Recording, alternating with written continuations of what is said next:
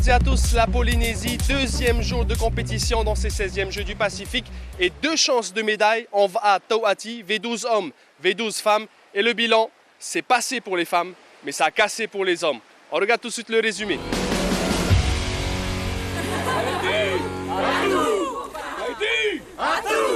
La joie des femmes contraste avec la déception des hommes. Aujourd'hui, le Va'a tahitien a vécu une journée en demi-teinte. D'abord, le sourire des Vahinés. Après s'être brillamment qualifiés pour la finale V12, les protégés de Philippe Bernardino ont pris leur revanche sur la Papouasie-Nouvelle-Guinée, les gagnantes il y a 4 ans. Le chrono sur 500 mètres, 2 minutes, 4 secondes et 85 centièmes. C'est pas évident au départ, elles ont pris un bon départ aussi. Donc après on a rallongé notre coup et puis on est parti et on est trop heureuse de cette victoire. On était vraiment unis avec les filles et notre remplaçante aussi. Donc non, les filles ont bien écouté les règles et les conseils des coachs. Donc félicitations à nous toutes. Dans la foulée, les femmes espèrent transmettre leur mana aux hommes qui enchaînent eux aussi avec leur finale V12 500 mètres. Mais le dénouement sera tout autre. 1 minute et 51 secondes plus tard, c'est la douche froide. Tahiti termine 4e de cette finale derrière la Calédonie, Wallis et Fidji. Un revers historique. Je pense qu'on n'a pas été vigilant au départ. On a raté de très peu d'1 seconde. Au moins, hein? Et 1 seconde, c'est grand au final. Hein? Ah, on a vu que ils ont été forts aussi. Hein? Voilà. Peut-être après un peu de tension sur le Va'a quand vous avez pris ce mauvais départ. Oui, aussi. Il y avait beaucoup de tension. Déjà, à la préparation, on avait de la tension. Après, on a essayé de calmer. Et sur le Va'a, ça a recommencé. Voilà. Après une petite causerie pour remettre les points sur les i, la déception est clairement palpable. Mais le coach en tire ses conclusions. Non, je reviens encore, je vous ai dit ce matin, qu'est-ce que vous allez foutre devant? Qu'est-ce que vous allez foutre devant? C'est lever le rouge. Mais lever le rouge, ça veut dire, je vous ai dit, entre 10 secondes et 1 minute. Voilà, c'est ça qui est un peu dur, c'est de ne pas monter sur le podium. Non. En plus, là, pendant les séries, on a le meilleur temps. C'est ce que j'ai expliqué aux gars. Là. Mais ils sont un peu têtus, là, cette équipe-là. C'est à beau donner des conseils. Hein. Comme s'ils reviennent sur leur coup de rame. T'as tout donné, moi j'ai tout donné, là, ce que je connais au niveau de la vitesse. Hein. Mais ils reviennent sur leurs erreurs. Quoi. Heureusement, en V1, Veimiti Maoni et Kevin Seran-Jérusalemi se sont qualifiés pour les finales. Des finales qui auront lieu demain. Les 2 représentants de Tahiti obtiennent d'ailleurs le meilleur temps. Finale également en V6 500 mètres et 1500 mètres pour Tahiti dans les 2 catégories.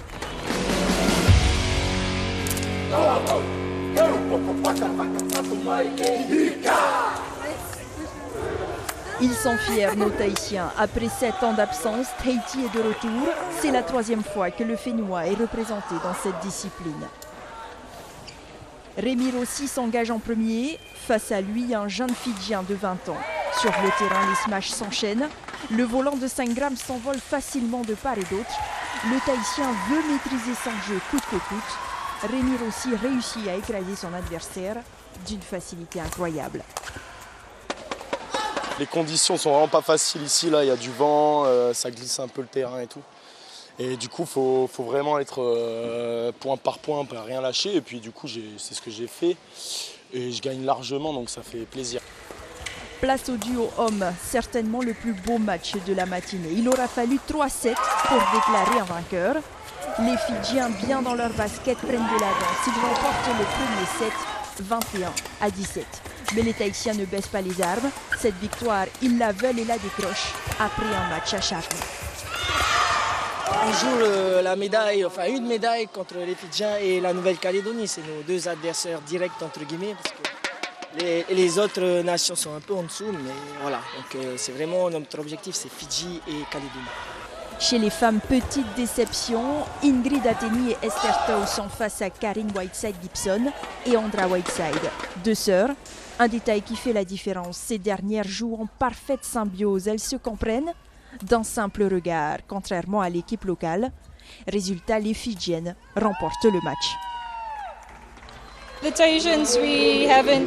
Nous avons déjà joué ensemble contre les Tahitiennes. Elles ont bien joué aujourd'hui, mais on espère faire mieux la prochaine fois. L'équipe fidjienne, elles sont très difficiles. C'est des filles qui ont l'habitude de jouer ensemble avec une très bonne technique, tactique.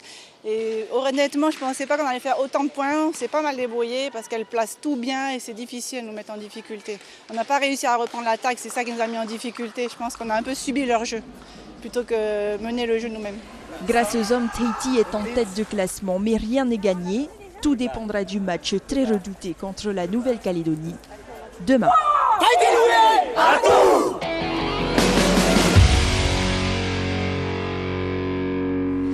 Après une journée pluvieuse hier, les matchs ont repris aujourd'hui avec la rencontre Tahiti-Calédonie pour le 3e set. Ridge Sheng contre William Bonchar. Tahiti remporte le premier set 7-5 et la Calédonie 6-3.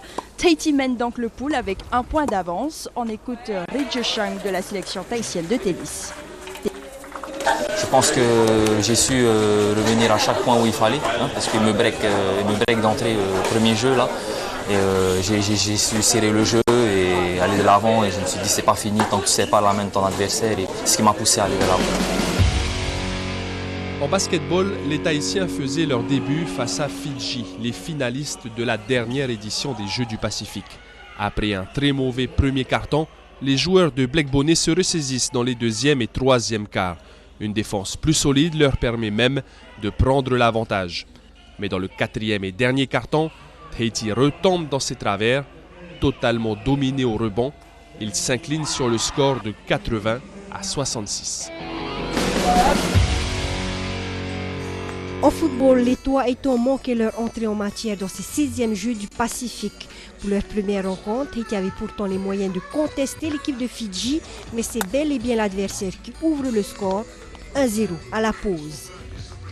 Malgré de belles phases de jeu et quelques occasions en deuxième mi-temps, Tahiti concerne penalty. Fidji double la mise. Le but de François Amou ne changera pas la physionomie du match. Tahiti s'incline 2-1. Chez les femmes, Cook Island remporte son match contre Tahiti sur le score de 2-0.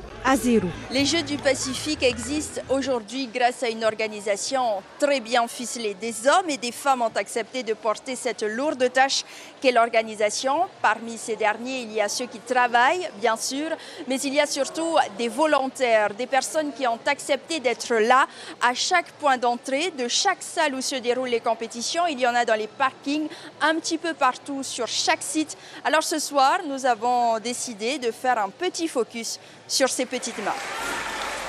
Ce ne sont pas moins de 4000 volontaires qui ont été recrutés pour 15 jours de compétition. Ils sont sur tous les fronts, dans les bureaux administratifs, mais aussi et surtout sur le terrain. Nous avons des jours de repos.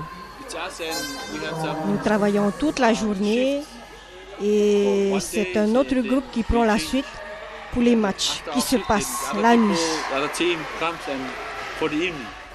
Des bénévoles qui sont là tous les jours selon un planning bien défini. En compensation d'un salaire, ils sont nourris durant toute la période des Jeux. Dans la section des médias, nous avons à peu près 80 bénévoles. Une partie s'occupe des accréditations pour les médias et les athlètes. Et l'autre partie est à la disposition des Jeux. Et une autre partie s'occupe de mettre en valeur les Jeux dans les médias et les différents supports comme Facebook, Instagram et autres. Facebook, Instagram, Twitter and our official website.